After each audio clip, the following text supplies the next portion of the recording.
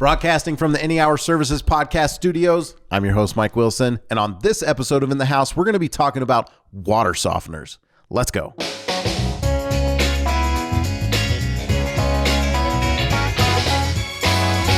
In the House is a podcast about the major systems in the house: electrical, plumbing, heating, and air conditioning. Each week, I'm joined by a panel of experts. We pick a topic and we discuss it in depth. It's meant to be informative and hopefully bring you some value. I've got couple of regulars with us today, Dwayne and Scott, and we're joined by a very special guest, David Adams, who is also a plumber. All three of these guys, plumbers at Any Hour Services. David is joining us because water softeners are you know a lot about this stuff, right? Yeah, I know quite a bit. I really enjoy it. How did you get to know so much about them? Is it like you liked it, and so you're like, I'm going to learn everything there is about water softeners? Or how did you become the go-to guy when people have questions about water softeners? You know, it started about 17, 16 years ago when I was plumbing, and I started to realize there was a big difference in the quality of plumbing in some people's houses compared to others. And I found out that was from water softeners. And from then, I just wanted to learn more about them. I went and took extra classes on them and just kept learning. You say the quality of the plumbing inside the houses. Tell me a little bit more, because some people might think like, oh, they had nicer fixtures or they had like nicer toilets. Like, what do you mean? Or the piping quality looked nicer. Yeah, well, you know, an example of that when I first started to realize there was a difference is I would go to a house and it would look like somebody was running acid through those copper pipes. This was in Arizona. They'd be green, they would be pitted, they would just be horrible. But in that same neighborhood, I could go to another house, and those copper pipes looked completely different. They looked really good. And it took me some time to realize that the difference was the house with the good pipes had a softener. The house with all the problems did not have a softener. You're good. I know, you told me before the show you're a little bit nervous. Oh, man. And now getting started, like one of the things we talked about was not banging on the tables, and you're a hand talker. I know, I gotta keep my hands still. I can't do that. It's hard. You don't have to keep your hands Trust me, still. you don't, because it happens to me too. So I need a drum to beat on. No, you're totally fine. We're excited. We're excited that you're here. Like, any type of nervousness that people have is because they think probably too highly of the show. They think that the show is like, what? Go ahead. I mean, You have something to say. Dwayne's speechless. yeah, I can't believe you said that, because I mean, we're like viral, aren't we? You can't. No, not even close. What counts as viral? Nowadays, you got to have like millions of views in a very short period of time. It's funny, my dad, he does woodworking in his shop. He makes like wood toys and different things like that. And there was a YouTube person that plays piano, and she had written a song, and she was looking for someone. It was a song about, like find, whatever your talents are, find your talents or your note or your place or whatever. And she wanted to shoot part of her video for this new song she had at my dad's woodworking shop. And they came out and they did the shoot and everything. And this entire time until the video was released, it kind of went to his head. He was just like, I'm going to be a YouTube star. And I was like, I don't think he understands how YouTube works. And I was talking to him yesterday, and he's like, did you see the video? And I was like, have you had to sign any autographs yet? And he's like, no, not yet, but it takes a little bit of time. And I was like, all right, you let me know when you get that first autograph request. And he's like, yesterday it had like 300 views. And I was like, wow, 300. And I was like, well, today, because I was looking at it yesterday, so it was day 2. I was like, well, you're already up to 1,300. And he was like, 1,300. Wow. Sounds like a lot. Well, our episodes, to give you perspective, first off, 1,300, not close to going viral. My whole family views it, and so I thought it was going viral. We average right now about 100 views an episode on YouTube and about 100 downloads on, whatever our little Podbean is where we get our analytics. So yes, it is getting more popular, but is it, to the Joe Rogan status where he'll upload a video and an hour later he's got 3 million views? Not quite. But how did we even get? Oh, so people get nervous about being on the show because they think like, oh, some big professional production here, and you know we're pretty fancy, but no need to be nervous. So just ignore the nerves. Yeah, sure. Easier said than done, right? Yeah. Okay, so let's just go right into the topic. You know, we're talking about water softeners today, and I was surprised, and this happens every once in a while because when we're in the trades and we're this close to something, there are things that we know about and we take for granted, knowing that they exist, how they work, and that's one of the things that I like about the show is being able to, like, you know, shed light on these products and these systems in the home. Water softeners are one of those systems where I was surprised from, you know, because I threw some things out on social and was kind of like trying to get feedback for the show. I was surprised how many people, their response was, what is a water softener? And so let's actually just start right there. You know, give me an explanation of what a water softener is. Okay. That's part of that question is be able to understand what hard water is, understand what a softener is. What they consider hard water is water that has calcium in it, that has a certain amount of calcium in there that actually becomes destructive. Okay. They've known about that for a very long time and that it is destructive. And they actually discovered a process in the 1850s where they could remove the calcium from the water. The problem is when they removed it, the water became acidic. But they found that if they replaced it with sodium, which is salt, that the water was not acidic, and it made it soft. That's why they call it soft water. And that actually is what a softener does. It pulls the calcium out, replaces it with sodium, and gives you soft water. So now you say it's got calcium in it, and maybe it's just, you know, a product of my upbringing, but I was always told that you drink milk because it has calcium in it and it's good for the bones. So, you know, tell me about why we're removing the calcium out of the... Oh, well, first off, is it the same kind of calcium? I would assume calcium is calcium if I'm remembering the periodic table correctly, right? Is it the same kind of calcium that's in the milk? I don't know. I knew I'd stump somebody. Well, I have a way of coming up with questions. I think a good way to answer that, I don't think you'd want milk to be running through your plumbing. Well, it runs through my plumbing. I drink it and it goes through the plumbing. Oh, that's the other end of the plumbing, I guess. No, the calcium that's in milk compared to the calcium that's in water, I don't know if those are the same thing. I imagine they are. Mm-hmm. So tell me why calcium, tell me again, so the calcium in the water is what classifies it as hard water. Sometimes there's more calcium depending on maybe, I don't know, is it the part of the country that you're in, or is it the way that the water is processed? Like, what determines how much calcium is in the water? Yeah, so if you're in areas where there's a lot of minerals in the ground, you're going to have more calcium. We live really close to one of the world's biggest copper mines. Mm. You know, so it's guaranteed we're going to have lots of minerals in our water, so you're going to have higher levels of calcium. There is areas in this country where they don't have calcium in their water. They have natural soft water. And when they move here to Utah, they absolutely hate our water. You know, they get in the shower and they can feel it. They see it on their dishes. They see their clothes fade. And those are the people that when they move here, they usually call us right off the bat and ask for a softener. You know, I have a little story about that.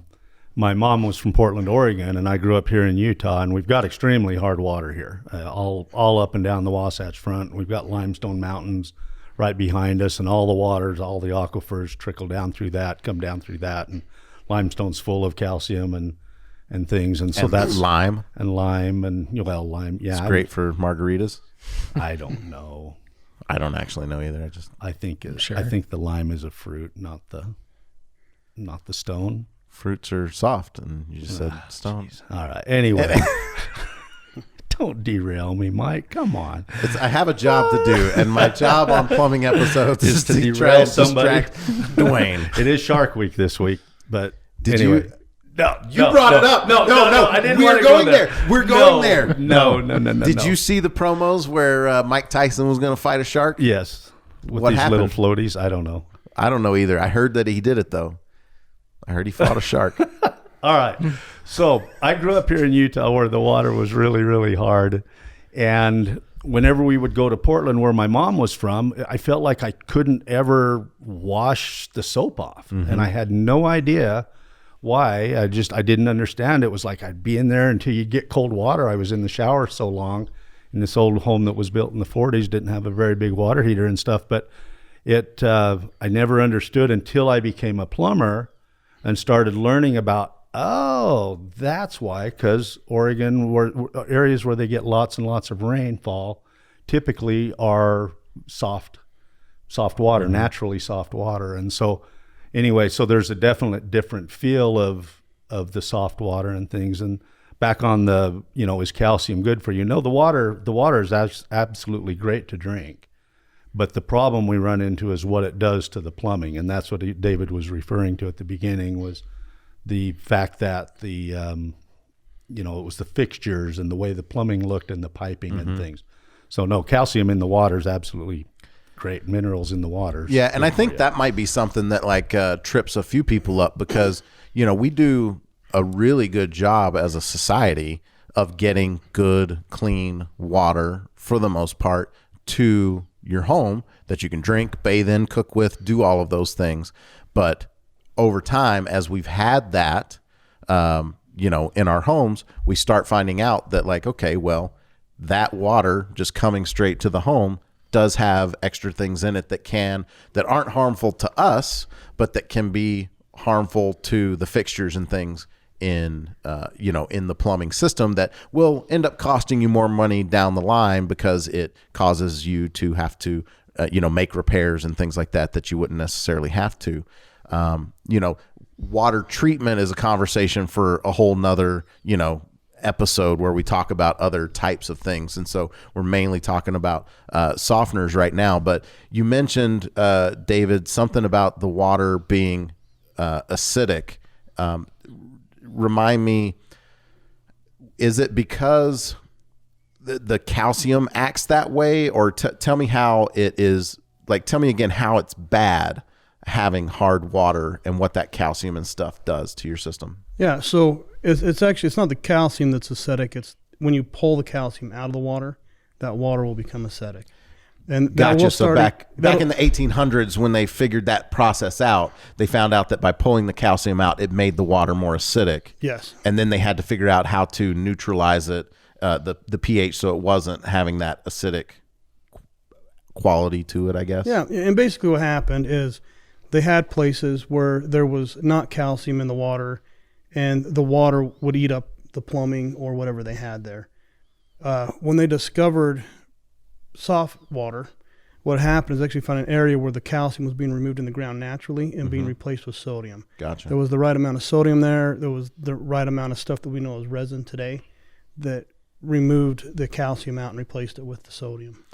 So you mentioned sodium, and we kind of talked about, calcium being not necessarily bad for you, but there are people that I've heard people talk that okay, well, you're introducing sodium into the water.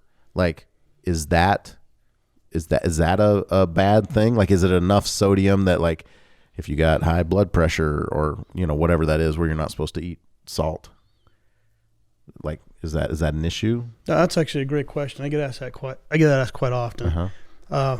So they call me the great question asker. Is that No one's ever called me that, but if you'd like to start. Mike, all right, you are the great question asker, no doubt about it. There it is. There, see? I asked you about Mike Tyson and the shark. That was a great question. You just chose to ignore it.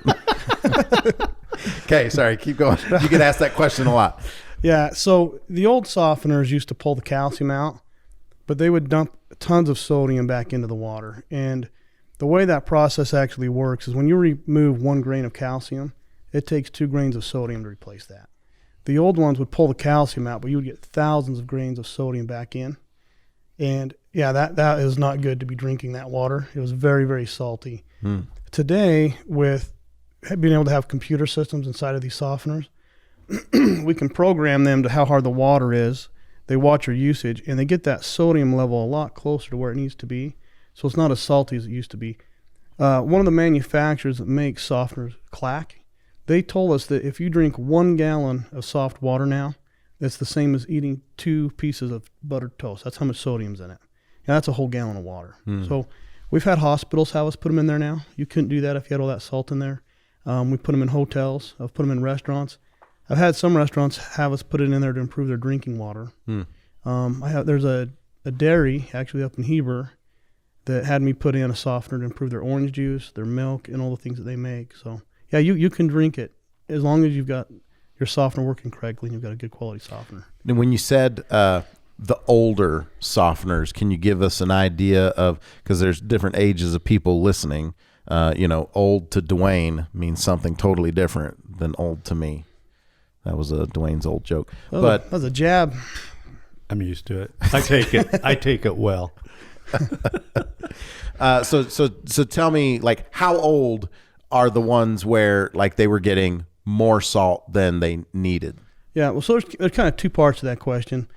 The softeners built before the year 2000, there is some that did have the exchange rate closer, but most of those softeners just worked off of pulling the calcium out and putting sodium in the water. They're called a timer valve. They would just go off every few days, do a backwash process, and dump a bunch of salt in there.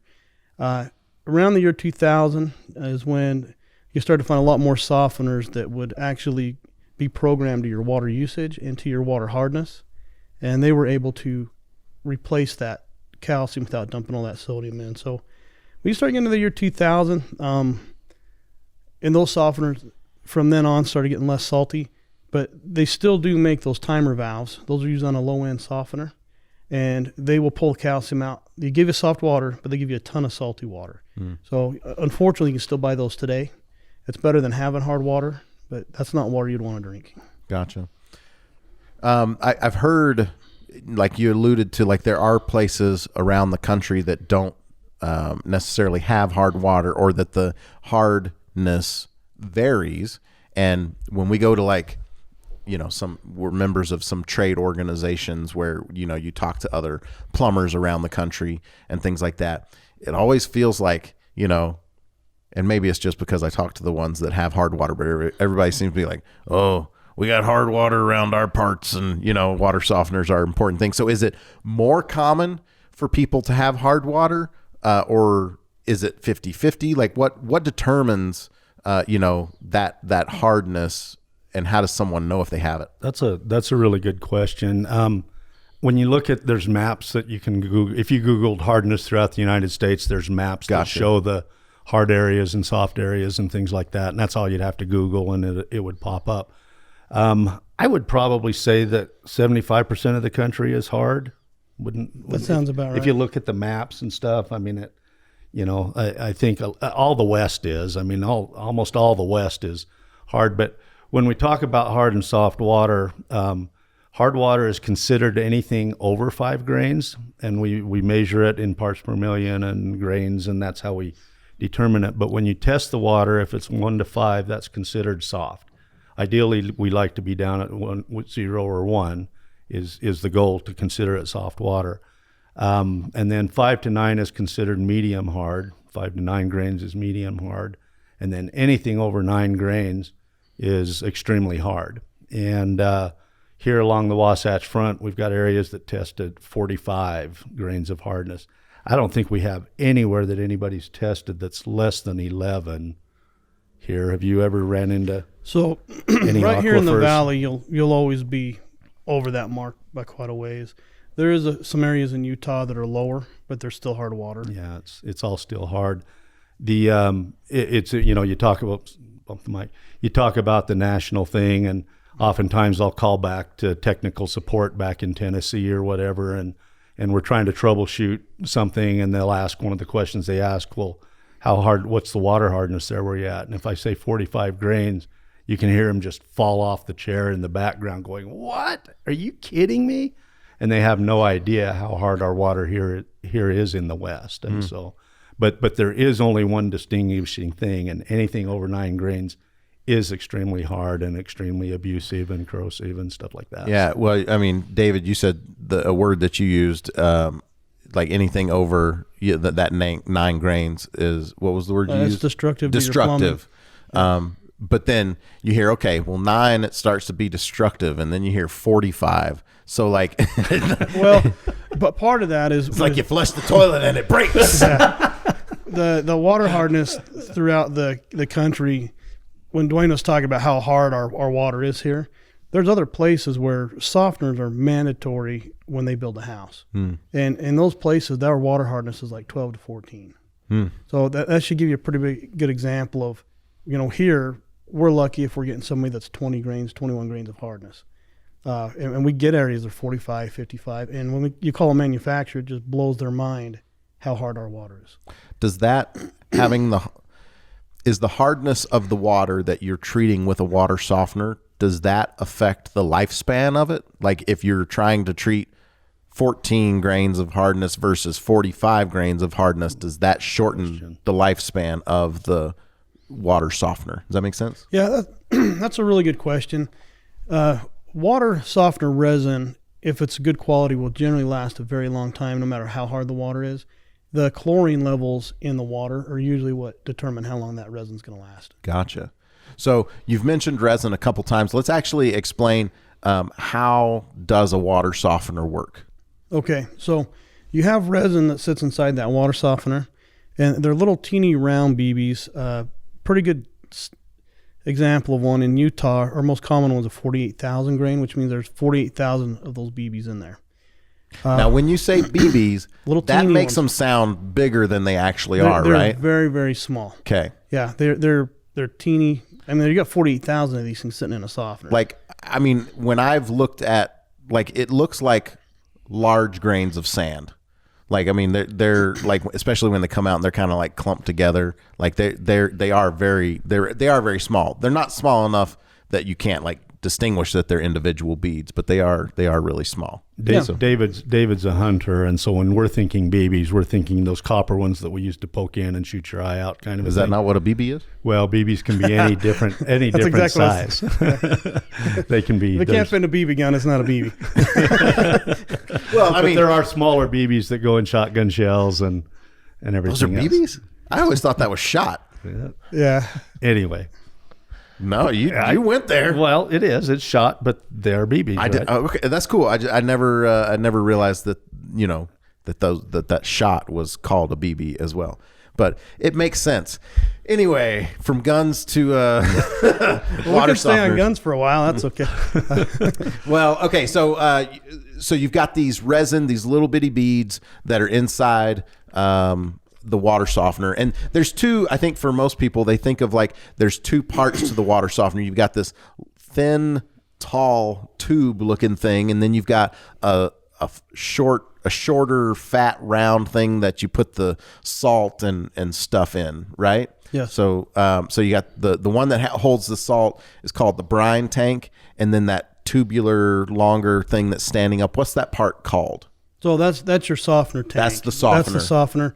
Then you have your brine tank, which holds the salt. When the calcium passes past the resin, those little, what we're calling BBs or sand now, they will actually expand and retract. And they will grab the calcium and pull it out of the water, and that's when they will replace it with sodium. But you have to have sodium in that water softener tank for that to work. That's why you have that salt tank that sits next to it. Once in a while, it will backwash, suck the salt water in there, mix it with all the resin, and then you have the sodium in there to replace that calcium with. Okay. So that's called the ion exchange. It's the process of pulling calcium out and replacing it with sodium. I'm super slow and dense, and so I'm gonna I want to try and visualize how this is working. So with the water softener, the water comes into the tank that has the resin in it first. Correct. So it comes in there, and through whatever the ion exchange or that process, now is there salt water in the resin? So or is Yes. Yeah. Okay. In the actual softener tank, the thinner one. Okay. There is salt water sitting in that tank. Got it. Let me dumb it down for you, Mike. Yes, that's what I need. There we go. So we talked about chemistry, and we talked about that I don't know the chemistry, but there's positives and negatives. Yep. So what happens is these little resin beads in here, just like a balloon wiping on your head and sticking to a wall, you've created some kind of a charge that now it sticks to the wall, right? There we go. Need So that one. gotcha. So the resin beads have a charge. They have a charge, and so when the water passes through, they're coated with the sodium to begin with, and the water passes through, and the sodium says, "Ooh, wait, there's calcium in here," and the little bead says, "Hey, sodium, get off of me! I want the calcium." And so then that little bead gets coated with calcium, and it gives up, and then the little bit of sodium that comes out comes through the faucet and and that's where the sodium comes from, a little bit in the water. Then when it does a recharge and it pulls the brine tank, that's why we have the salt. It pulls that salt, concentrated salt water into the solution, and suddenly all those little beads in there go, "Wait, I want the sodium," and it kicks out the calcium and sheds it off, coats itself with the sodium this time, and then that process, and then the backwash cycle kicks out the calcium that got rejected. Okay. I think I'm starting to envision, Does that and make sense? I think it does. I'm going to repeat, and you tell me if I'm picking up what you're putting down. So, because I always thought, as a homeowner, I see this big brine tank that has all the salt, and you see a bunch of water in there.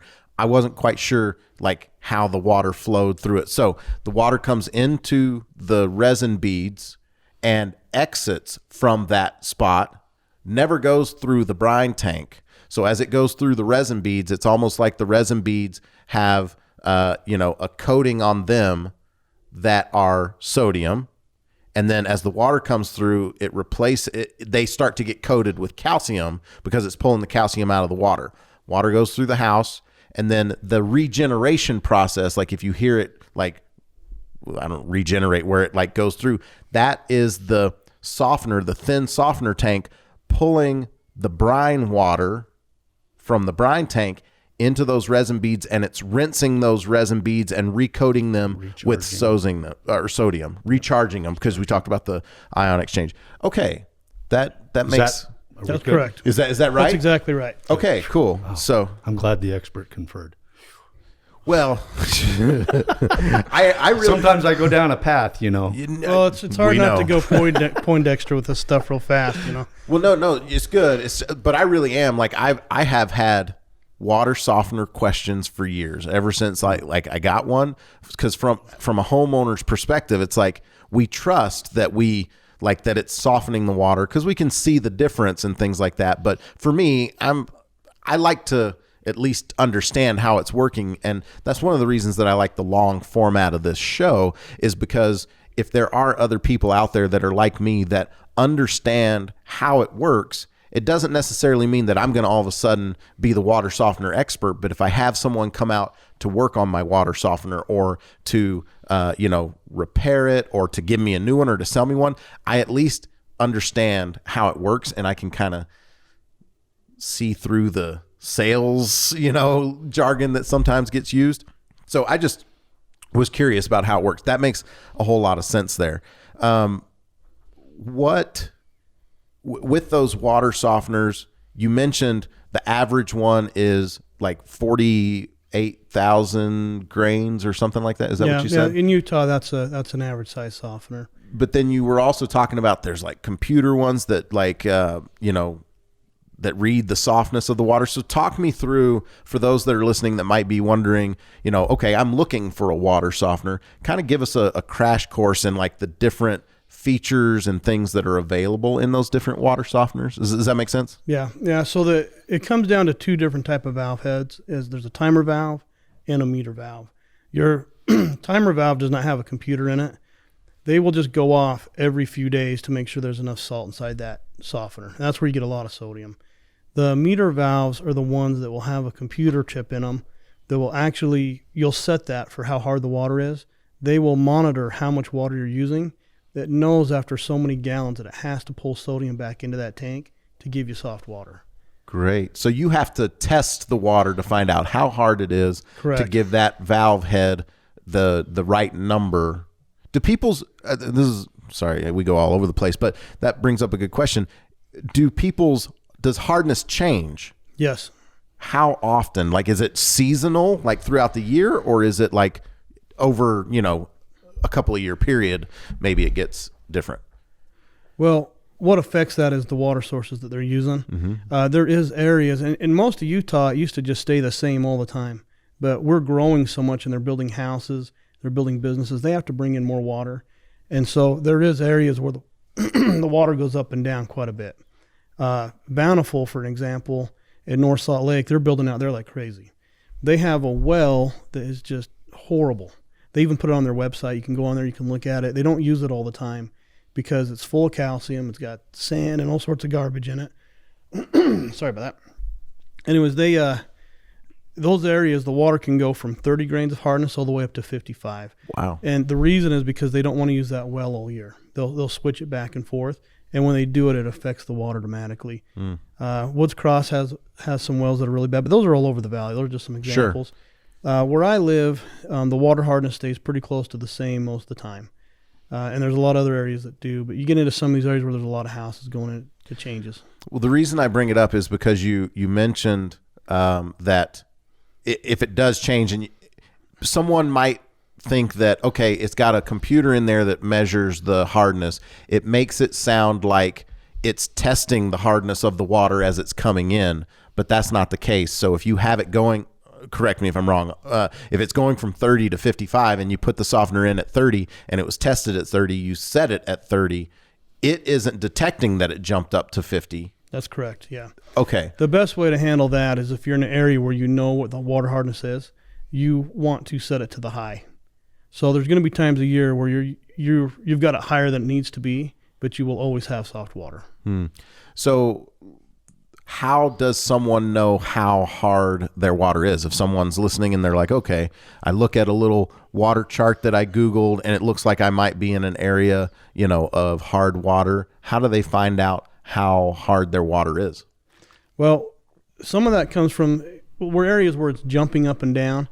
Most of that's going to come from experience from the technician that's been to your house, because you can test your water and it could be 30 grains of hardness that day. He may know in the past or from other guys that he deals with that gets all the way up to 50. So he's going to want to set it up to 50. But we do have test kits that we keep on our van that we test the water at every house we go to, so we know exactly what it is when we're there that day. What can a homeowner do to test or find out? Well, they can call the water provider. Their test results are usually lower than ours, but one of the reasons is when we get the water, it's traveled through all those lines, it's picked up more material by the time it's gotten to you. They test it right at their plant where everything's getting the chlorine and everything's getting mixed in. And yep. Doing research on this, and with my wife dealing more with it, she can tell sooner than me. Like that's honestly how I'm told when to add salt. my wife is like, we need to add salt to the softener. Like, how do you know? Like, well, I can feel it, in the showers and things. It took me 2 batches of shampoo thing to wash my hair. The women, they're so calculated on, they just get exactly the right size of dollop, and they know how much suds they're going to get and rinse. And us as guys, man, sometimes it's like a little teeny bit. Other times it's a whole lot. We don't really pay attention, but you're right. The women in the... So anyway, they do these test kits that you carry on the truck. You can actually get an inexpensive, test kit if you were curious. You can go to Amazon and just look up hard water test kit, and it's got the little vial, where you put the little powder in and you add the water from your tap, and then you do these little droplets, and every drop is a grain of hardness until it turns a certain color. Those are pretty easy way for you if you wanted to test it yourself. Most, I don't know, correct me if I'm wrong. I mean, a plumber should be able to test that. If you knew a plumber, or if you called a plumbing company, could they come out and test the hardness of your water? Yeah, they should always be able to test your water. Okay. So, but there are different kinds of hard water test kits, because there's another one that my wife has that was given to us by the people that installed the water softener, where it's got this solution, and I would assume that it's just soap. Like you put a drop of soap in there or whatever this, liquid was, you put water in it and then you shake it. And if it doesn't make suds, it's hard. And if it makes suds, it's soft. Now that test doesn't tell you how hard or soft it is. And I'm be honest, I was like, man, that sounds crazy. you're just going to get some suds and say this is soft water. But I did it. I had both test kits, and I did that, and I did the little shaky shake test, and no suds when it was hard water, and suds when it was soft water. It was actually kind of cool. But anyway, which we do want to come back to that. The suds. I was actually just about to go there, but did I get distracted on something? I'm trying to figure out, is there somewhere else? So talk to me about that Suds test. Why? Because you mentioned, it's interesting. I've heard people say a dollop of sour cream. I've never heard someone say a dollop of shampoo, which you did. No, don't try to say you didn't. It might be a little rural colloquialism.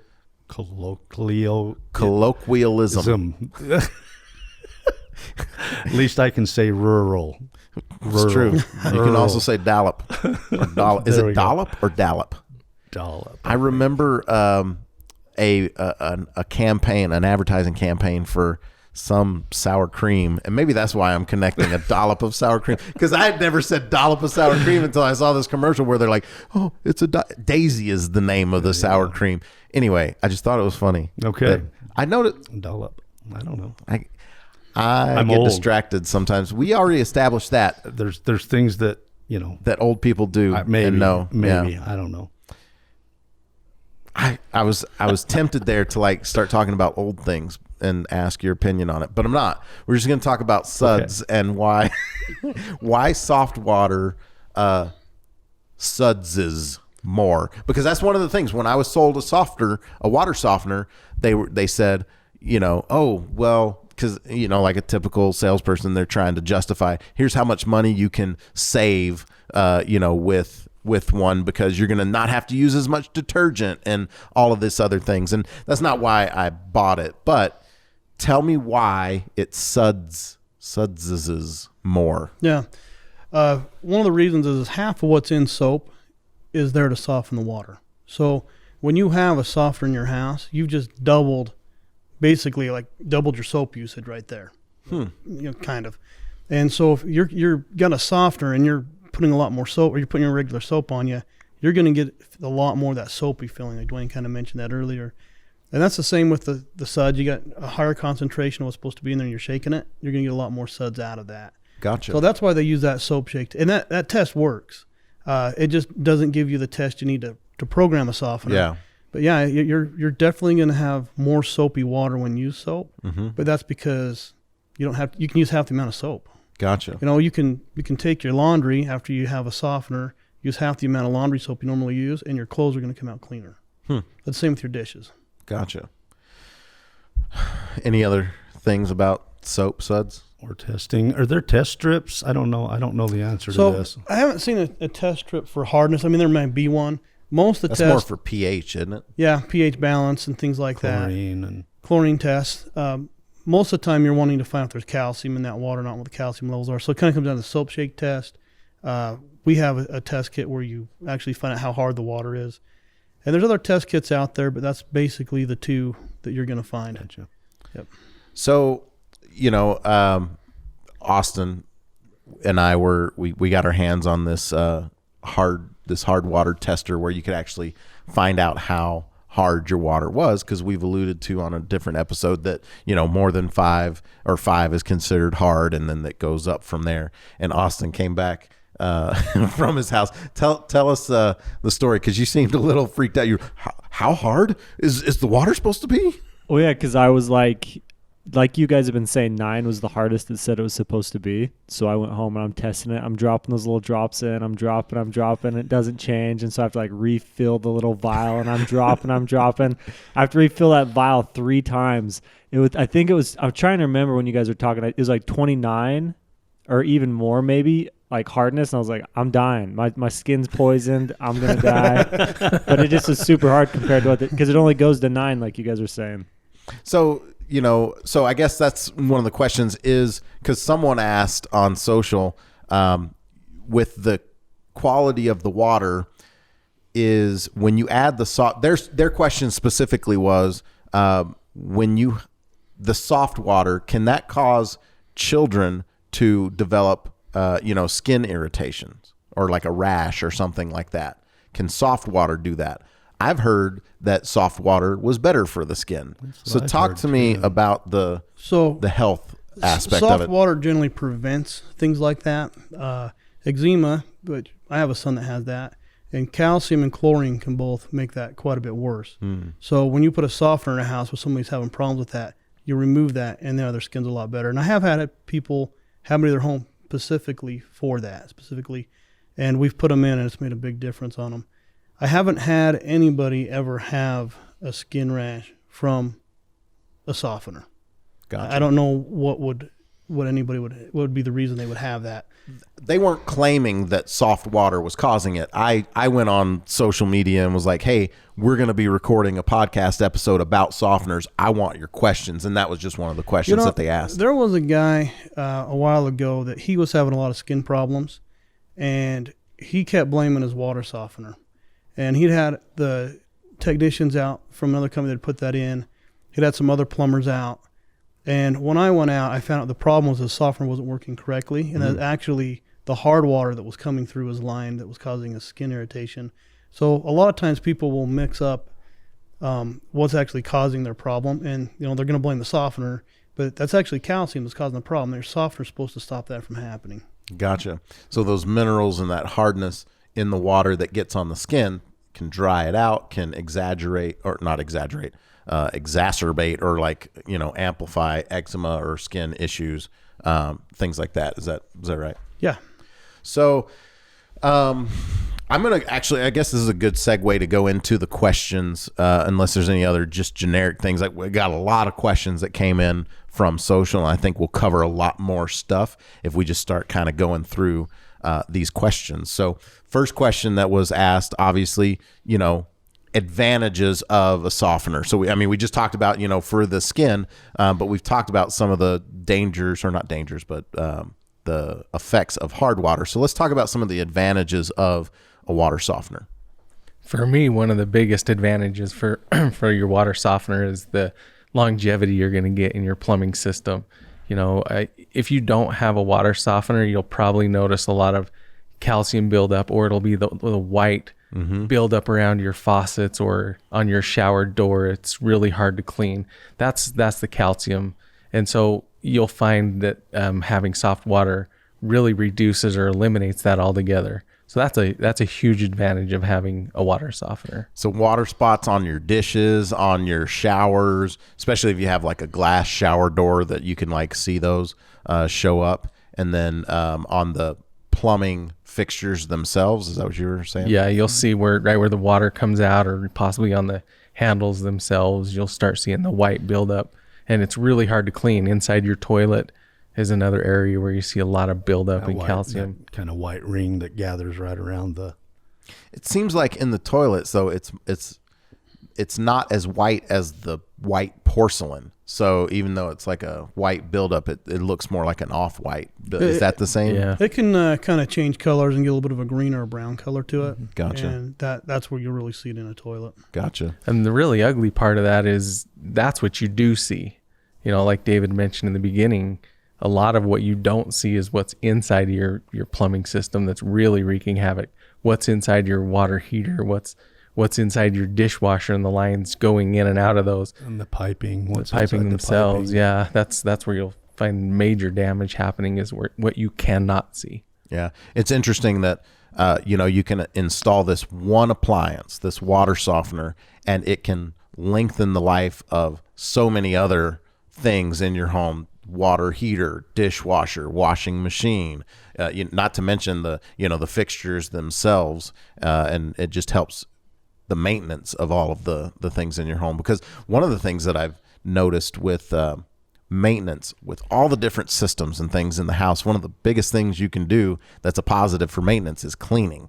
And so that soft water being able to like get that calcium off, or preventing the calcium from being there, is a big thing. What are some other advantages of a water softener? Are there any? Well, you've covered most of them. There's quite a few people, especially women, that love it for their hair. Mm-hmm. They're going to have softer hair. It's not going to be, you get dry, cracked hair. A softener can help with that quite a bit. There is hair salons that will have them put in just for that reason. Interesting. Next question. what should someone look for when they're buying a softener? Well, I think, definitely do your research. You want to understand what you're getting. If you don't know enough about them, make sure you're talking to a professional.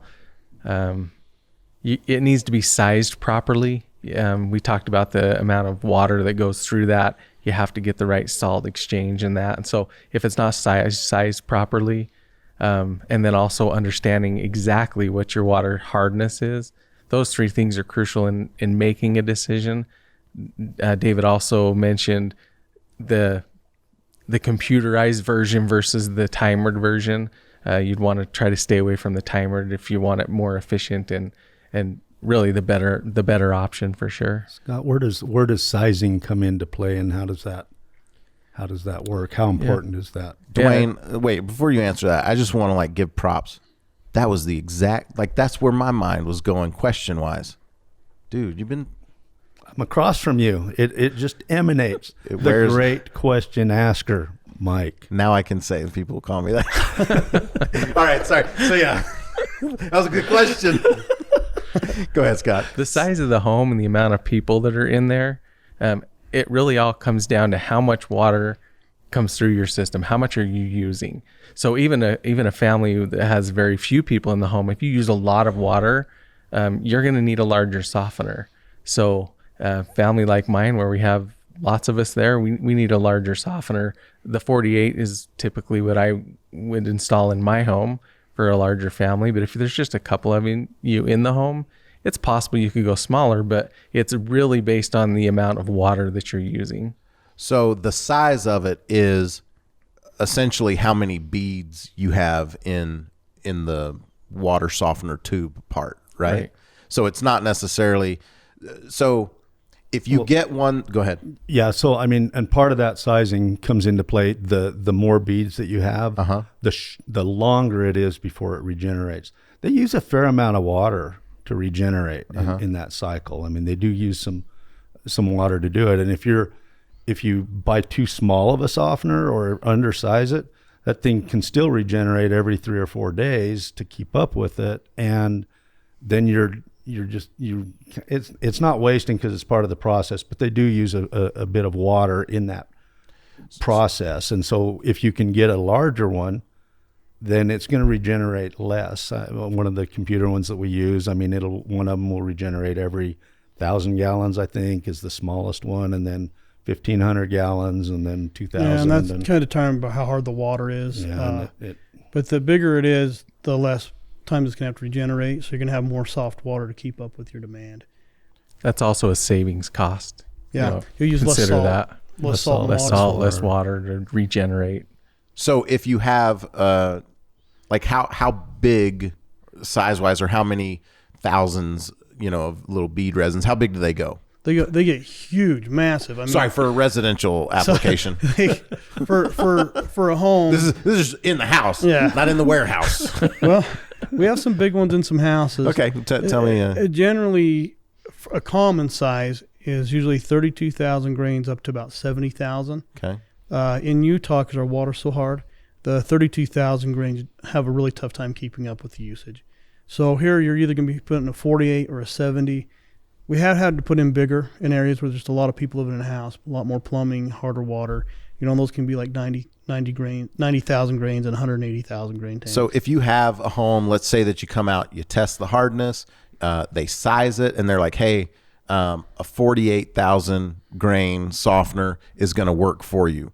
Is it more efficient if you spend a little bit more money and get the 70,000? Yes. So they'll give you your options of what will work, but there is always something that will work a little better. Gotcha. There's lots we can do with water. Gotcha. So the size of it is really just the capacity of how much water it can soften. And because are the tubes, are they close to the same size? Like the tubes that hold the resin beads? No, you're going to have a bigger tank on the resin beads. You need to, because you got to be able to, when a softener regenerates, there's got to be some movement inside there without the resin. And so they have to actually increase the size of the tank to fit all those in there. Are the resin beads all the same size, and it's really just about the number of resin beads in there? Great Well, there's different quality resins also. Okay. But actually for sizing for a home, you're going to want to worry about the amount of resin that's in the softener. Okay. Because when we got ours, and this comes back to like where I didn't quite understand what they were like, telling me about how it worked. But I always thought that like there were different size resin beads and that, but from this conversation, it sounds like it's more about how many resin beads you got. It's about the amount. So basically when it comes down to the quality, if you got a technician that comes out and he tests your water, he finds out how many bathrooms, how many people live in the house, and he sizes your softener to fit you, you're probably going to get a pretty good quality softener. That's what you want to look for. Gotcha. Okay. But someone shouldn't necessarily think that they're being, taken advantage of or quote unquote upsold if they size it and they're like, oh, but you can get a bigger, water softener. There are advantages to getting one that's bigger. In the long run, they're going to use less salt and they have less water usage through it. Using less salt means carrying less bags downstairs. I don't know.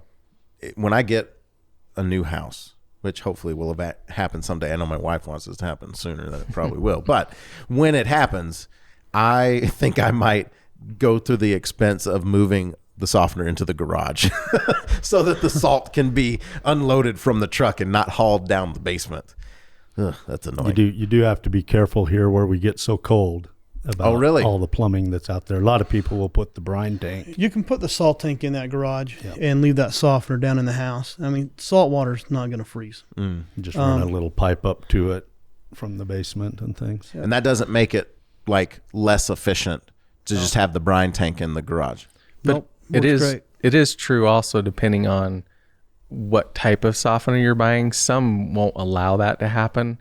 So you really have to understand, if you're going to a hardware store, that ability isn't there, versus if you have a plumber talking to you about it, it's more likely that you'll be able to put it in your garage. Gotcha. A longer run requires a little bit larger pipe than usually is what provided with the softener.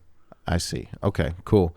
All right. So the size of the resin, the type of head that you have, those are the types of things. Do a little bit of research. Listen to this podcast if you're thinking about, getting a water softener. There's a little micro clip. You can just use that. All right. Let's see. Somebody asked, well, how do I know if I'm getting a good deal on a water softener? Because we were talking about there's all kinds of different technologies, there's different sizes. How do I know that because everybody wants a good deal, right? Everybody wants to make sure that they're not spending more than they need to for what they're getting. So how do I know if I'm getting a good deal on a softener? Scott, I think. Really comes down to the quality of what you're getting. I agree with that too. That was funny. Here it is. And if you're getting a softener from a technician that comes out and does all the process we talked about, that's where you're getting your good deal, because you got something going in your house. It's going to use less salt. It's going to use less water, and you're going to have cleaner dishes. Your plumbing's going to last longer. There's all the value there. Where if you're going out and you're getting something that's just really low end, and you're just having somebody put in your house as a technician, doesn't understand it, you're going to use more salt. You're going to use more water. You may not always be getting soft water. And then down the road, it's not going to last as long. American Water Heaters did a study and found that the average water heater that's quality, or water softener that's quality, lasts about 15 years. The low-end softeners usually last about 6. So, if you buy the right softener up front, you're going to have something that works great for a very long time. Gotcha. That's good. That was another question that people had, is like how long do they last? And Scott and Dwayne's favorite answer to give is it depends. But this was the best example of telling you how long something lasts. I learned just something right there. Yeah. So that's good. Okay. So, but I think Scott, you want to talk about how you just need to feel comfortable. I mean, there's people out there that are salespeople that will sell you anything, and I think that. Go ahead. Yeah, sorry. Thanks for the leading question there. You keep throwing it to Scott like you want him to say something. Maybe you should say it. I do. Go for it, Scott. He can say it so much better. Can he? I don't think so. That was pretty good, Dwayne. When it comes to, it's really hard to have this discussion about value because everybody's different. Your perceived value and what you feel is fair is going to be different across the board. For me, it's dealing with somebody or people that I feel comfortable with and that I know understand the entire process. If you're buying a softener from somebody that doesn't test your water, like that right there's a big red flag for me, because they're not doing the due diligence to understand your system, because your system's different than your neighbor's.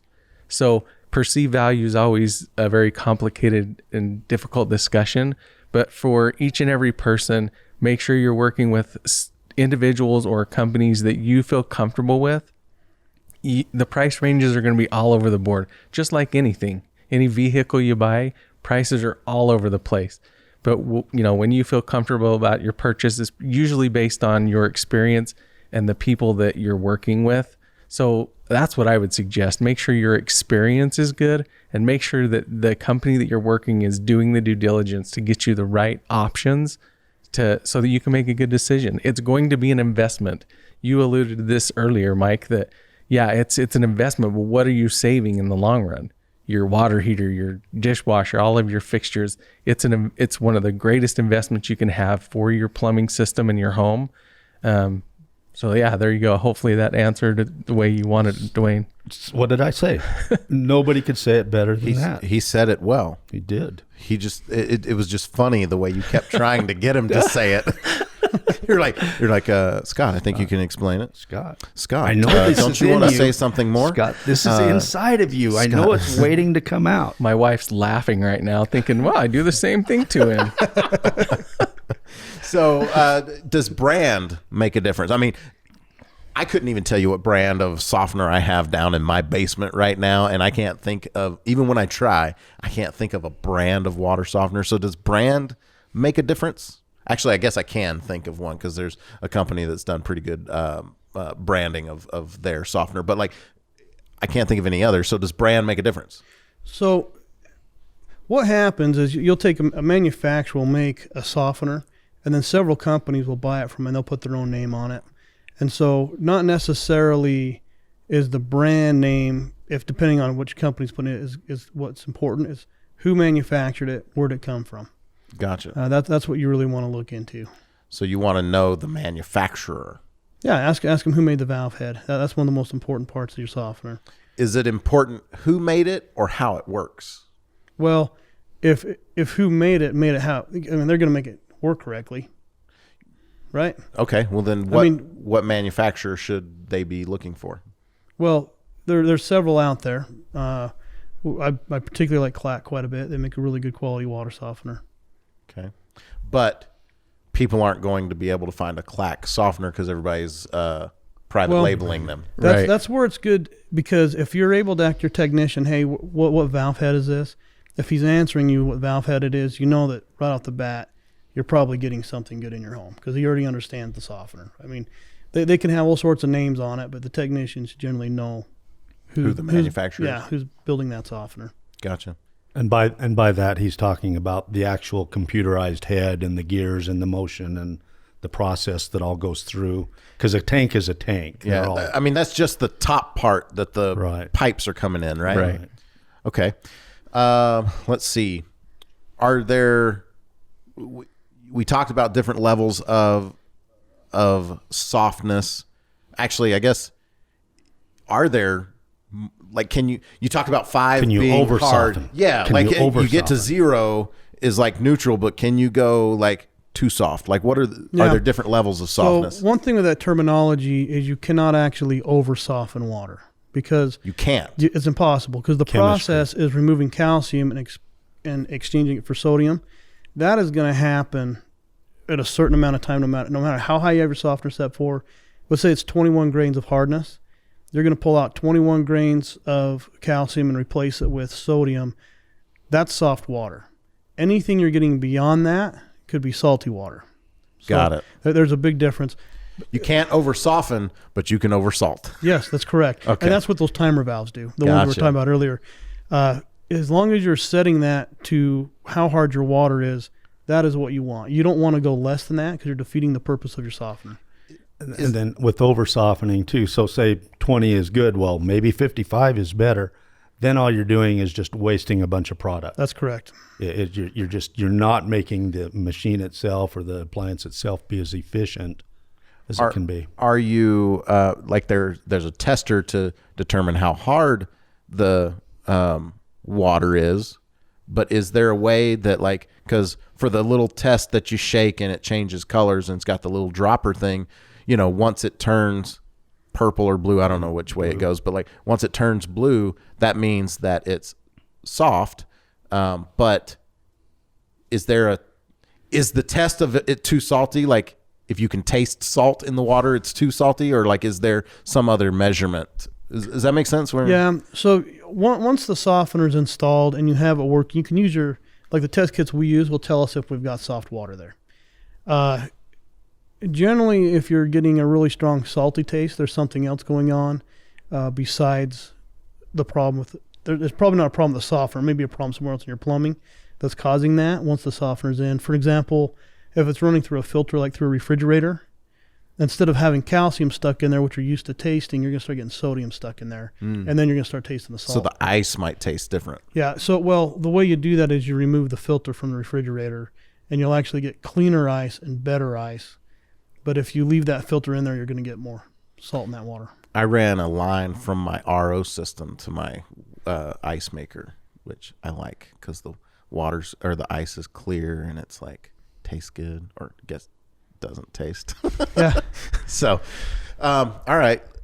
As you were talking about that, you were saying like if the water softener is not working properly, because when you think about, okay, my softener's not working, that means that I'm getting hard water. Can it break in the other way where it's just getting too much salt? Yeah, because yes. like at my house, there's been a couple of mornings where I've woken up and I turn the water on and it is like, you can see how salty it is and you can taste it. And what happened, I don't know why it did, but it got stuck in the middle of a regeneration cycle or something like that. And so all the salt water from the brine tank is still in I'm assuming from what I'm understanding how it works now, it's in the tube now, and that's what I'm getting at the fixtures. Because all I have to do is like run those for a little bit or go regenerate the water softener and it fixes it. Yeah.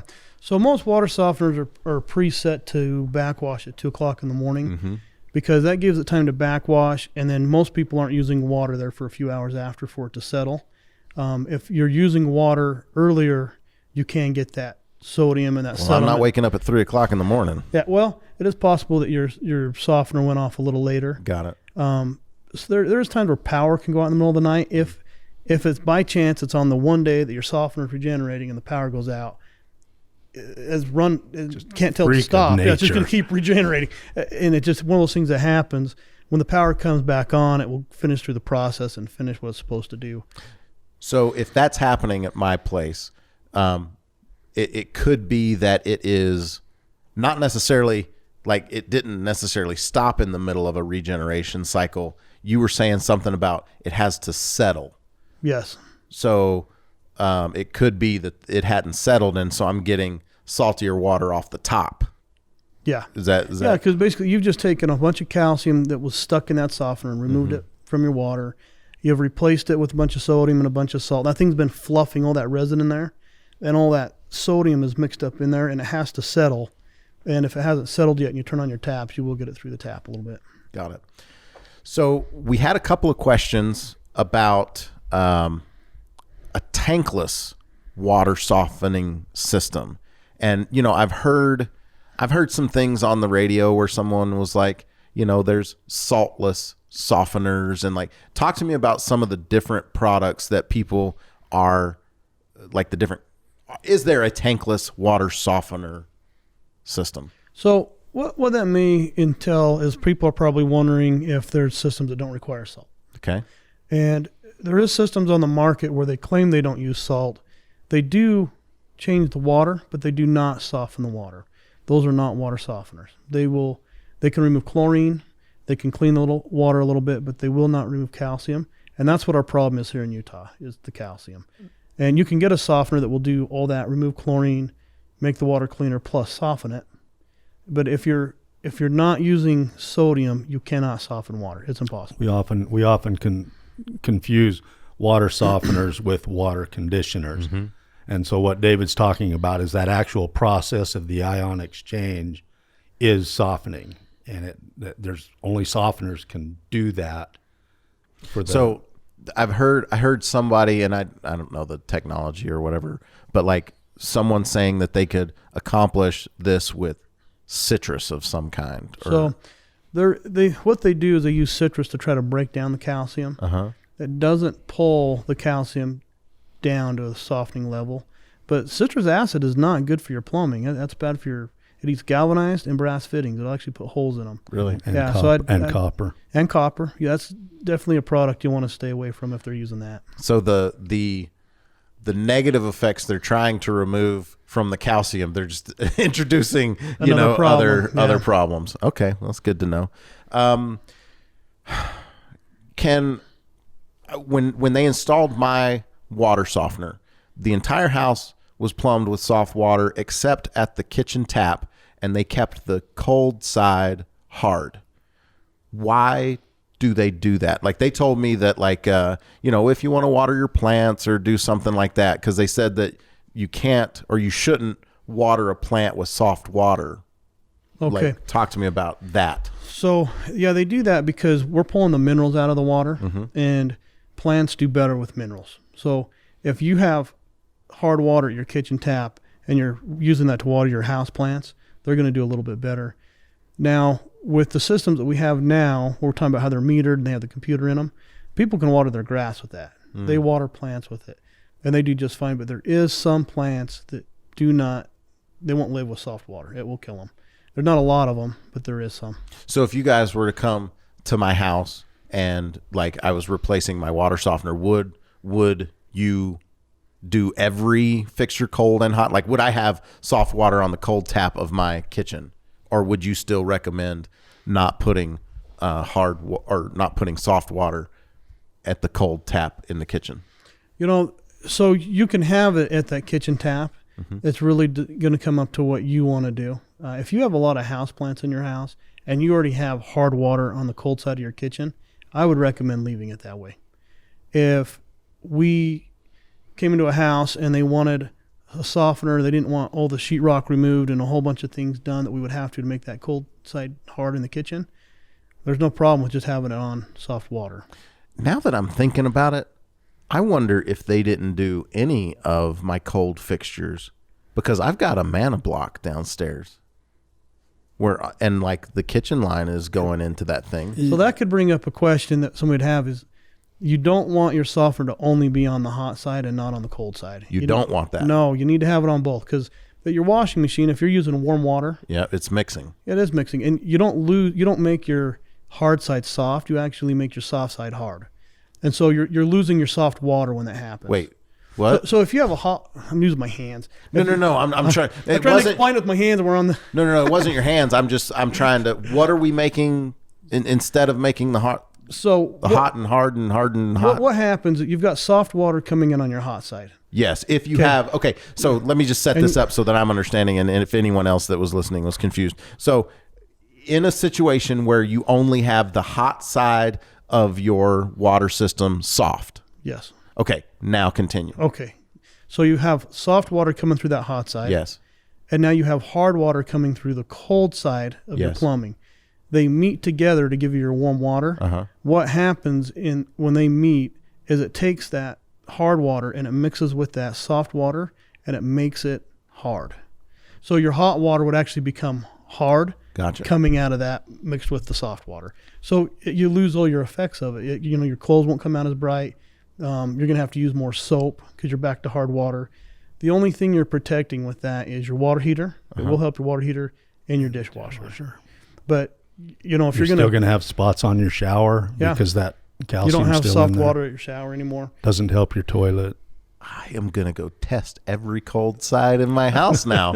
I didn't even think of that. With the mana block system, it's very easily on those to isolate and bring the hard water source in and just cap off that one line. So there's a very good chance that there's an offshoot that go to your outside faucets and your kitchen sink. It's possible, but I don't know if they did because doesn't matter. Anyway, okay. Yep. So I'm going to go test some things at my house. Okay. So we talked about that. Do we, with the watering, do we want to talk about potassium chloride versus sodium chloride? Is there any advantage to that? So in my home, I use potassium chloride instead of sodium chloride. It's still a salt. It does the same thing. Potassium is better for your body than sodium is at points and things like that. But the reason I started doing that was because of the plants. My wife had African violets all throughout our master bedroom, clear upstairs, and I didn't want to have her a couple times a week dragging a 5-gallon bucket up there to water the plants. And so I use the potassium chloride. They are interchangeable. The disadvantage is potassium chloride's, over $30 a bag, versus sodium chloride that's anywhere from from $30 water softener salt. Yeah, it's my choice. It's my choice. I didn't know that they got that expensive. It is. It actually makes me think now, because I went and it's hard to find. Sure, I went on Amazon one time and looked because who wants to lug water softener salt from the store to your truck to the car? So I was looking for a way to maybe get it delivered, and it was for a bag of softener salt. It was like $50.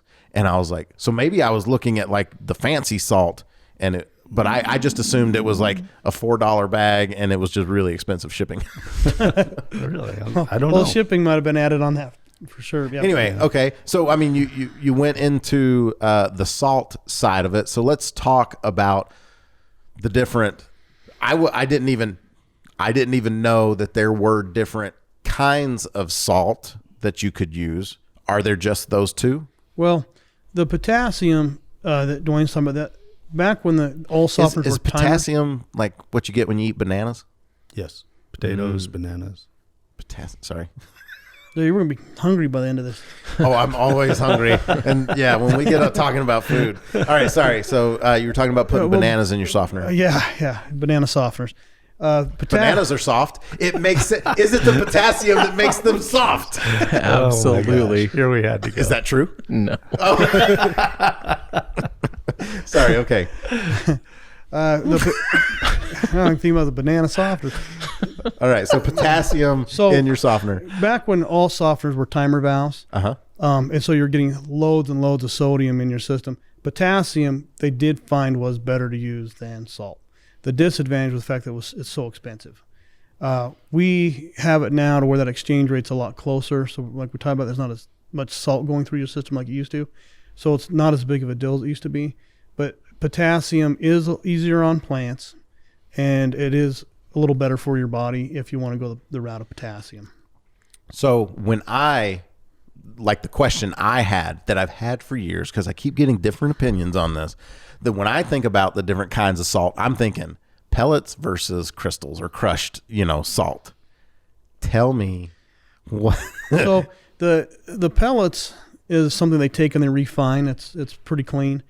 The rock salt's not as refined. It's not as clean. So as for how it works in your softener, they're going to work just the same, but you're going to get cleaner salt if you're using pellets.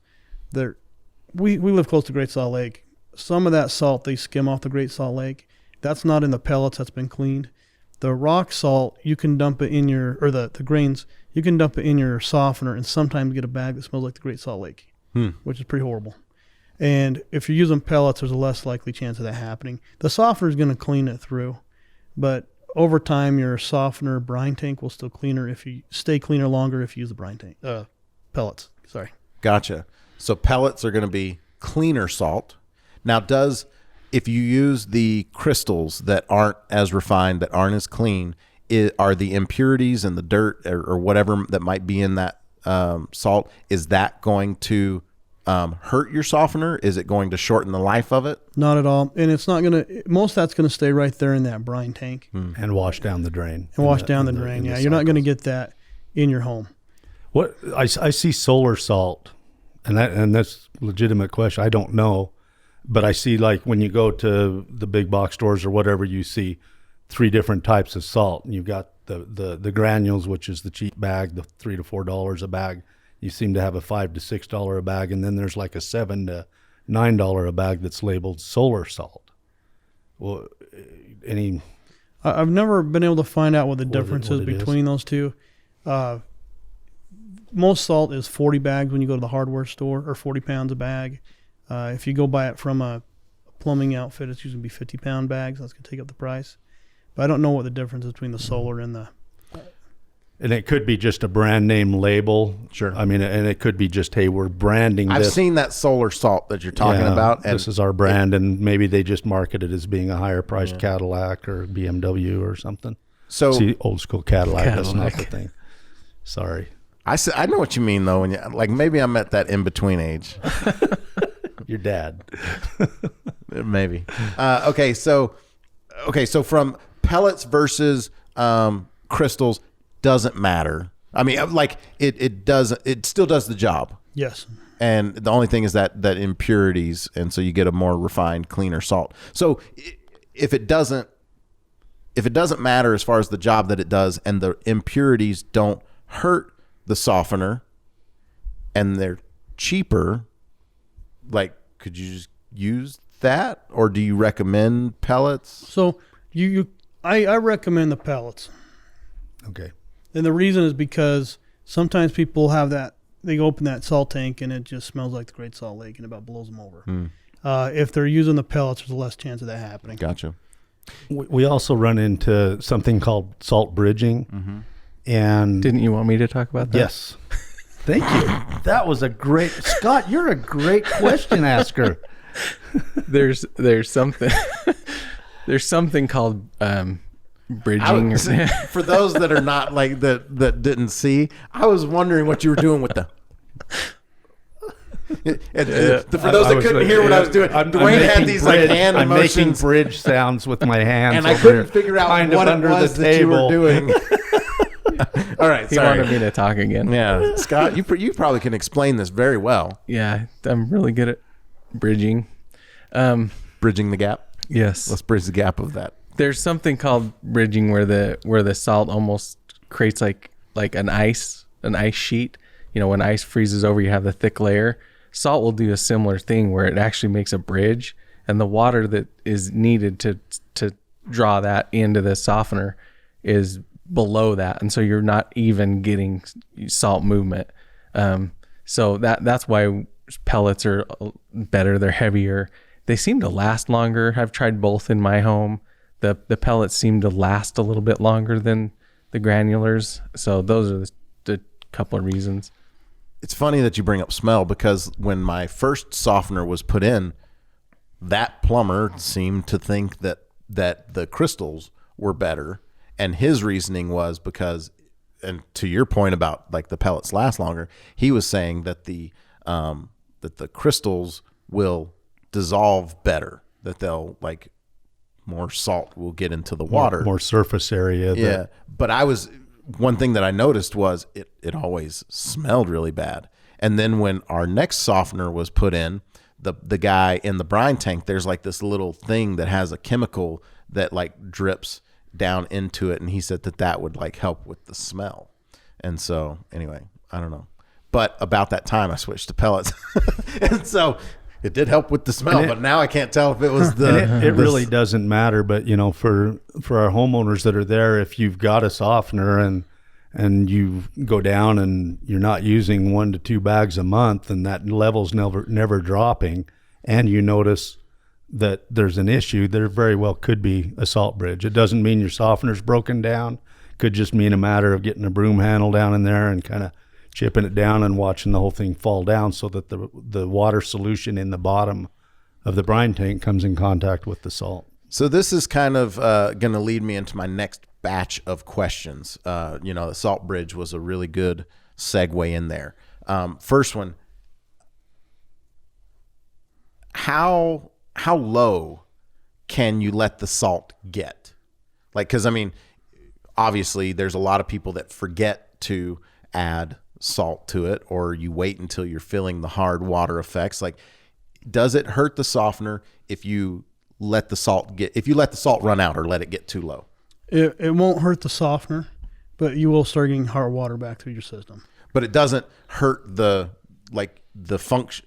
Okay, so yes, you don't get soft water, but it doesn't shorten the life of the water softener. No, not at all. Okay. But when you do put salt in it can take you up to a week to get your soft water back. Really? Yeah. Why? Well, what happens, you've got hard water all through your system now. You've got it in your hot water heater. You put the salt in there. Well, that softener is going to regenerate. When it regenerates, start creating soft water. And then you've got to flush it through your water heater and all through the system. That makes sense, because at my house I have a tankless water heater, so we notice immediately, like once we like get salt back in it, and like, because what we'll do is if we let it like run all the way out, we'll put salt back in it and we'll have it regenerate. That's the right way to do it. Yeah. Okay, That's the right way to do it. So the other question, how low can you let it go? Yep. Hey, as long as there's salt in there, it's going to be, as long as it's not all dissolved, it's going to be doing its thing. as long as it's not clear water. And yeah, if you can see salt in there, if you can see the water, usually the very bottom 6 to 12 inches of the tank has water in it, the brine tank. And if you see water, it's time to add salt. Usually when you put in a softener, most manufacturers will require a 100-pound minimum of salt be in there. Really? That's just 2 bags of salt. It is good to let your salt go down over time instead of keep filling it all the time. It helps keep that brine tank cleaner, because you're processing anything out that could be getting stuck in there, but you don't want to let it run out. And then most of the brine tanks they hold anywhere from 3 to, most of them are 4 to 7 bags of salt. So a couple bags at a time, you're probably okay. So that was another question that I was going to do, is like, do you have to fill it up all the way to that brine tank to have it work? No, it doesn't have to be full to work. But when you do fill it, I recommend filling it all the way and then letting it run down very low. Got it. So fill it up all the way, let it get all the way low, fill it up. Why? Well, that's to help keep any garbage or things from maybe a bad bag of salt getting stuck in there. That'll help allow that stuff to flush through your system and instead of getting trapped in there. And less chance of a salt bridge also that Scott was talking about earlier. So a good thing to help prevent salt bridges is the weight of all the other salt up above it. Oh, yeah. Well, it'll help push it down. But also, you don't want water to crystallize from getting wet and then just sit there. If you're letting it run down, it's usually just going to keep going down. Okay. So let's see. One of the things that I do at my house is I write on the wall, and I've got a pen right there, and I just, every time I add salt, I put how many bags I added, and then with history, I get to know, okay, it's time to go get more salt. It's kind of a lifestyle thing. If typically a family of 4 will use 1 to 2 bags a month is kind of the typical standard. And so you can just base it on that. If you don't want to do the whole heavy lifting and bring in 6 bags at a time and 300 pounds and cart them down the stairs, hey, twice a month when you go to the grocery store, grab a bag of salt and bring it in and haul it down. I mean, it can be a lifestyle thing where it's just easy to maintain, or you can stockpile it and then add as you need to. So let's go into my next batch of questions, which are about maintenance and taking care of it. So what kind of maintenance do people need to do to their softener, and how often? Well, one of those things is letting that salt run through it, like we're talking about. The other one is you want to check your hardness to make sure your water hardness is 0. Okay. So there is times where, depending on what system you have in your home, if the power went out, it can change some of the settings. That is a time when you want to go back and adjust those settings. When softeners get older, you can take and clean the salt tank out from time to time. You can remove it, spray it out with a hose, put it back in, get all the garbage out of it. And the softener itself, there is some liquids that you can pour through the brine tank that will suck through to the softener. Will help give that resin a little bit more life when they start to get old. That's called tuning up or flushing a softener when they do that. Okay, so there are things that you can do to tune up a softener. Yep. Okay, good. Because I've again, I still am amazed when I hear HVAC technicians say that there's nothing you need to do to your heating and cooling system. Just change the filter and you're good. And same thing, I've heard plumbers say, you don't need to do anything to a softener. There's nothing really you can do to tune it up or to maintain it. And so, and again, talk to me about, excuse me, because another one of my questions is, do you need to clean out like that stuff that settles at the bottom. Like, and this is on my mind because I went and I checked my brine tank, and I could see water, but there was, you know, salt. There was something down at the bottom, so it wasn't like totally, you know, clear all the way to the bottom, but it definitely looked dirty. It was, you know, it didn't look like, you know, the fresh white pellets that I usually put in it. Do I need to clean that stuff out periodically? So I would from time to time. It's not something you have to do every year. Okay. But every few years, it's not a bad idea to remove that brine tank and spray it out and put it back in. And it's something that if a homeowner's thinking of needing that done, please don't put 6 bags of salt in it and then call and ask the plumber to come and clean out your brine tank. The cost will go up significantly for that one. Salt weighs a whole lot more than the dry bags you're trying to. I one time I tried to like take, you know, stuff out of mine and put in 5-gallon buckets, and oh my gosh. Yep. Wrong move. Yep. So yeah, only clean it out when it's down low. Okay, so as far as like the other maintenance stuff, like how often should you? Is it like a every other year type of thing? Does it only matter as it gets older? Like what should people tell me how people should be taking care of their thing? The one thing about the stuff you put in there to help give some more life to the resin, that's something you wouldn't want to do on a new softener. Okay. That's a softener that's been there for a while, let's say after 6 years, 10 years. So it'd be quite a bit of period of time in between when you'd want to do that. So for the first 6 years of the softener's life, you're probably good to like let it do its thing. But after, and correct me, I'm trying to restate to help people. I'd probably recommend if you needed to do that to a softener, it'd be closer to the 10-year mark. Okay. Yeah, because that resin should still be working up to about 10 years is when you could have some breakdown from the chlorine. Gotcha. So if your softener is over 10 years old, you definitely should probably look at having it serviced. Yeah.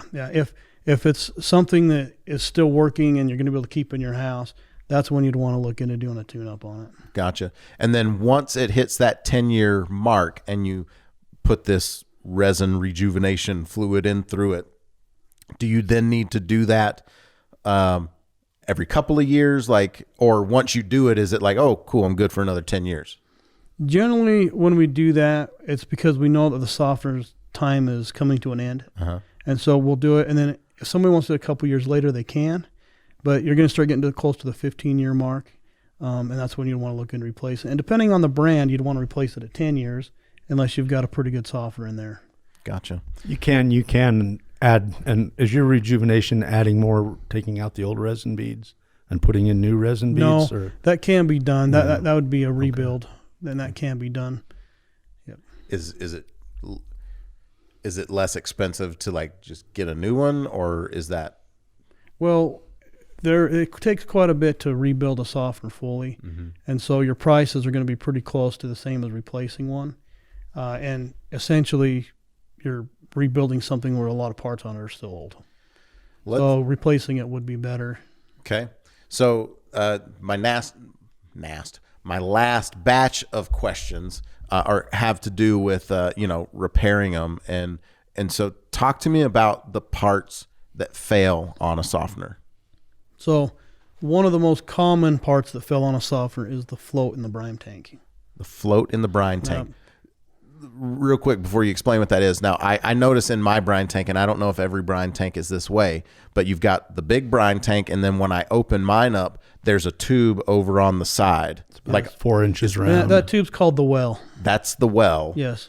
What does that do? And is the float in that? It is. And that well's just there to protect the float. So the float sits down inside that well. Those can get stuck either in the open position or the closed position, and either you won't get any water into that salt tank anymore and you'll lose your soft water, or it will overfill and start coming out of the run out. Coming out of the road out, is that you're going to get a flood at that point? You can, depending on if you have there's a little drain port on the side of a softener salt tank, and if that's close to a floor drain, you'll probably be okay, or if you have a tube ran from that to a floor drain. But if that is not working properly, you'll get a lot of water everywhere. Gotcha. And if the float gets stuck or the float stops, should we, Is that something where that particular part can be replaced, or do you just get a new brine tank? You can replace that part. Yes.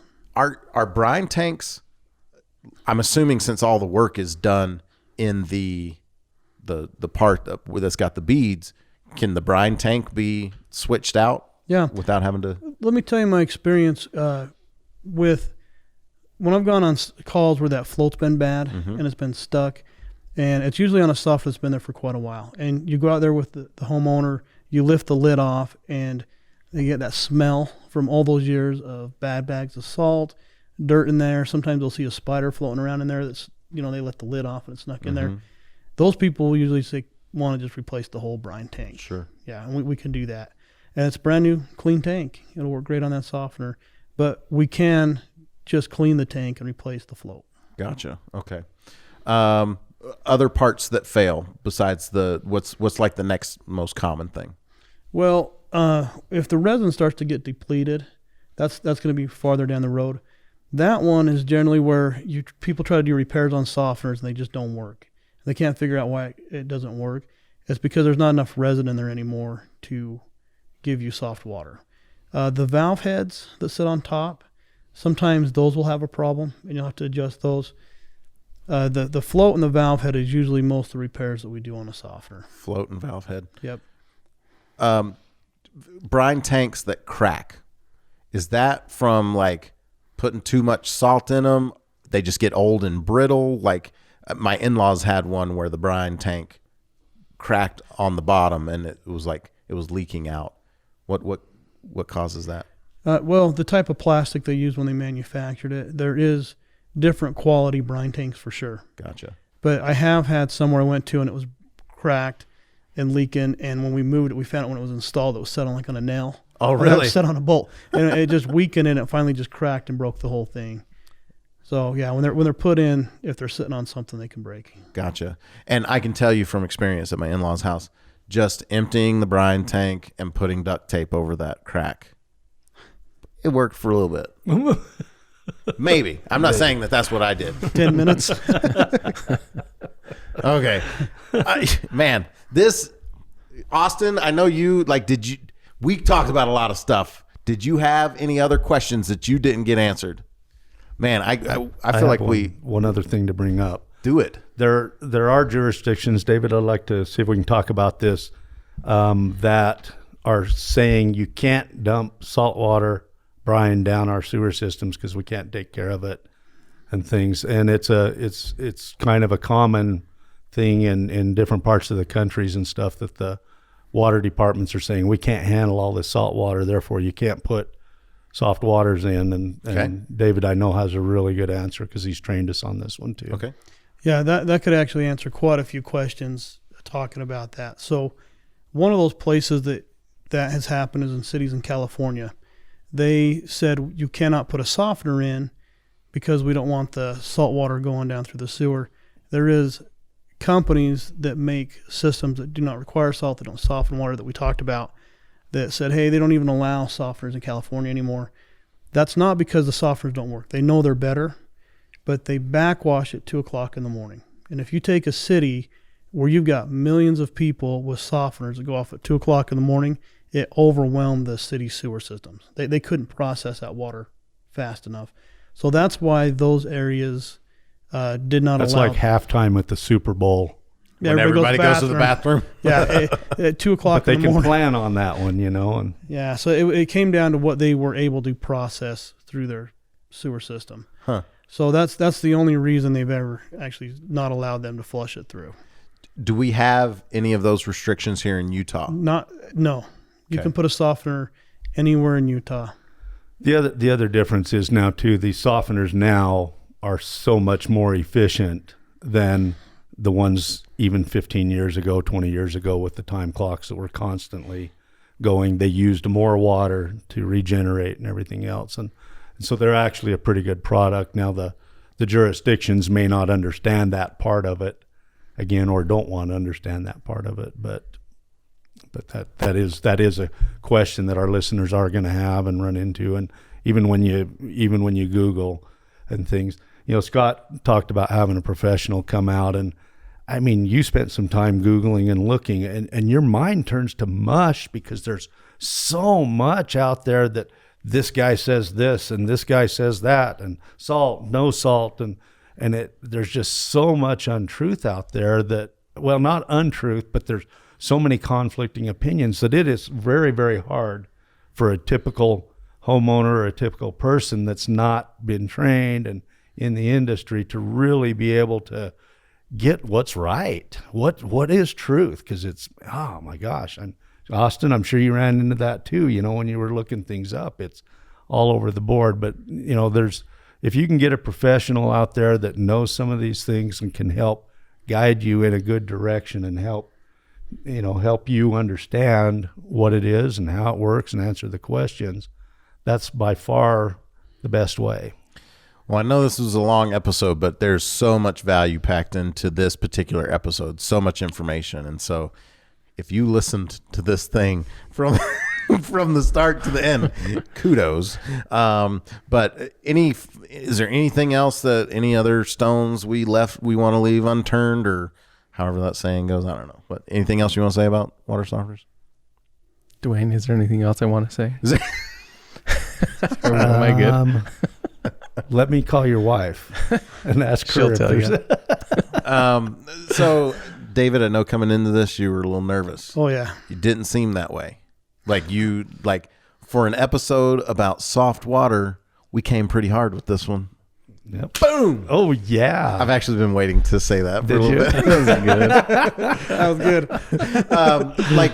was good. Tell me how it was being on the podcast. Like, you had a lot of thoughts and a lot of nerves kind of coming into it, but how was it actually being on the show compared to the way you thought it was going to be? No, it was a lot more relaxed than I thought it was going to be. Mm-hmm. The host did a good job making you feel comfortable and putting you at ease. That guy, Mike, he knows how to ask those questions. He's like the question guru in asking the perfect questions at the time.